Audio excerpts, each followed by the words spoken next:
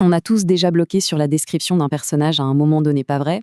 Bref, bienvenue dans cette explication visuelle où on va carrément transformer de simples listes de vocabulaire en un véritable outil interactif.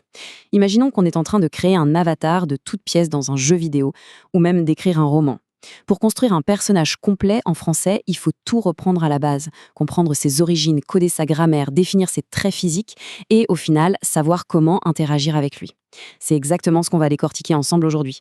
Au programme d'aujourd'hui, c'est très simple. On commence par fouiller dans l'arbre généalogique, on passe ensuite à la mécanique de l'accord des adjectifs, on s'attaque à la tête, on construit le corps avec l'âge et la corpulence, on ajoute les petits détails physiques qui font toute la différence et on boucle le tout sur la manière de poser les bonnes questions. C'est parti.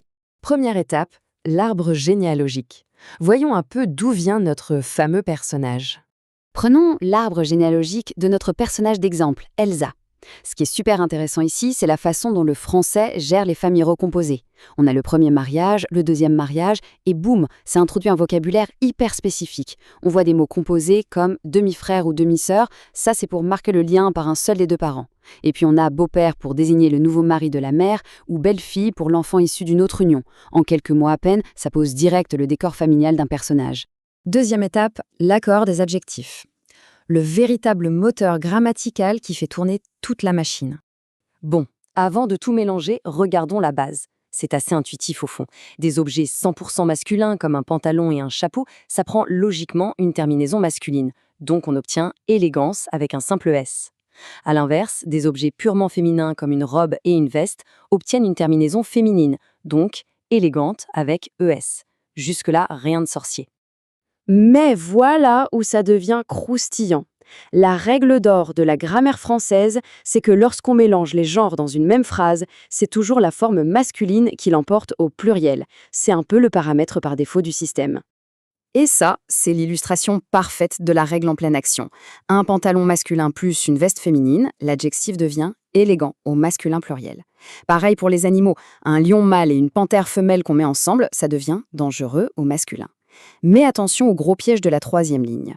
Une fourchette et une cuillère, ce sont deux mots féminins. Comme il n'y a absolument aucun nom masculin dans le lot pour prendre le dessus, l'adjectif reste bien sagement au féminin pluriel, argenté avec ES. C'est une mécanique absolument cruciale pour décrire un groupe sans faire d'erreur. Troisième étape, les cheveux et le visage. On passe aux choses sérieuses, la conception de la tête. On remarque tout de suite que l'adjectif s'adapte au genre pour la grande majorité des couleurs.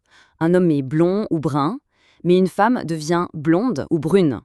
La métamorphose est d'ailleurs super visible avec le mot roux qui devient rousse. Par contre, il y a une exception hyper pratique à retenir. Châtain, qui décrit les cheveux brun clair, reste très souvent invariable dans le langage courant. Un vrai petit gain de temps. Allez, on pimente un peu tout ça avec des détails. Plutôt que de dire « il est » ou « elle est », on utilise super souvent le verbe « avoir » avec les cheveux. Par exemple, avoir les cheveux poivre et sel. C'est quand même une expression géniale pour décrire ce mélange de gris et de noir, non? On peut aussi oser des trucs plus rebelles comme teinte en mauve ou jouer sur la coupe avec court, long ou une bonne vieille queue de cheval. Et s'il n'y a plus de cheveux sur le caillot, on repasse au verbe être. Le personnage est chauve s'il n'a plus rien ou dégarni s'il commence tout juste à les perdre. Pour mémoriser les textures, l'astuce, c'est de faire des catégories. D'un côté, on a le clan des cheveux bien droits, lisses ou raides, et de l'autre, on a littéralement une échelle d'intensité de la boucle. Ça commence tout doux par onduler, pour de légères vagues, ensuite on passe à boucler, et on finit carrément sur friser, quand la boucle est vraiment très très serrée. Et là, c'est la partie vraiment amusante, le vocabulaire de la pilosité faciale. En plus des immenses classiques que sont la barbe et la moustache, le français regorge de mots hyper pointus. On a un bouc pour faire le tour de la bouche, des favoris sur les côtés des joues ou une barbichette juste sur le bout du menton. Ah, et le mot magique à sortir pour quelqu'un qui n'a pas l'ombre d'un poil au menton, c'est imberbe. C'est quand même super élégant pour dire rasé de prénom.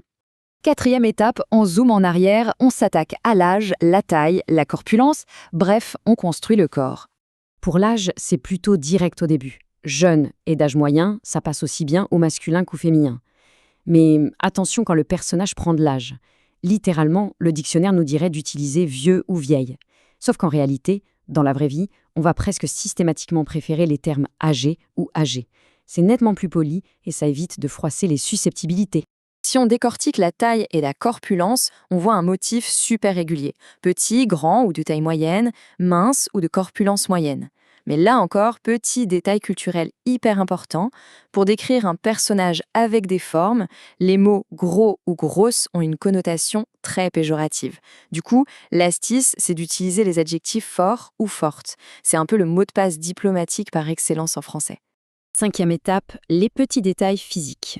Ceux qui vont donner tout son caractère à notre avatar.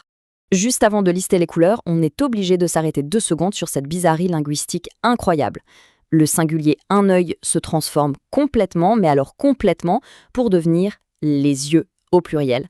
C'est l'un des pluriels les plus irréguliers de toute la langue française. Ensuite, c'est simple comme bonjour, on associe avec il a ou elle a les yeux bleus, verts, bruns ou noirs.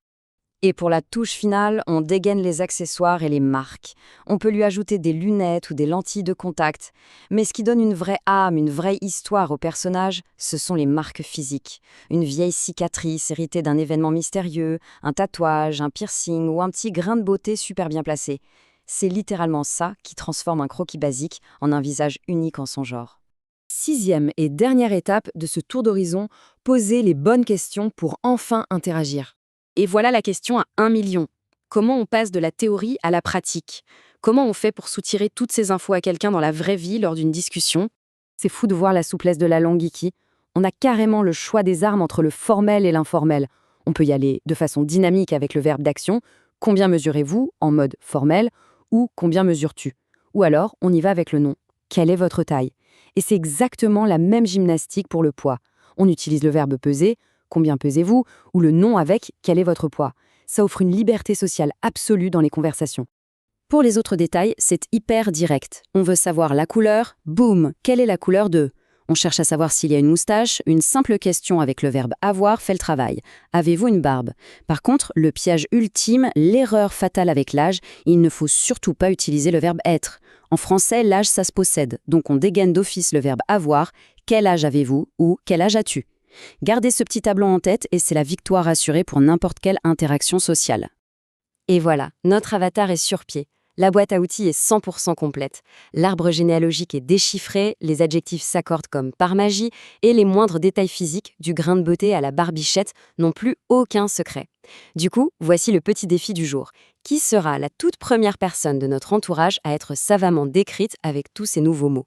Parce que c'est vraiment en s'amusant avec tout ça au quotidien que ça va devenir un véritable automatisme. Un immense merci d'avoir suivi cette explication visuelle jusqu'au bout et à très vite pour de nouvelles découvertes.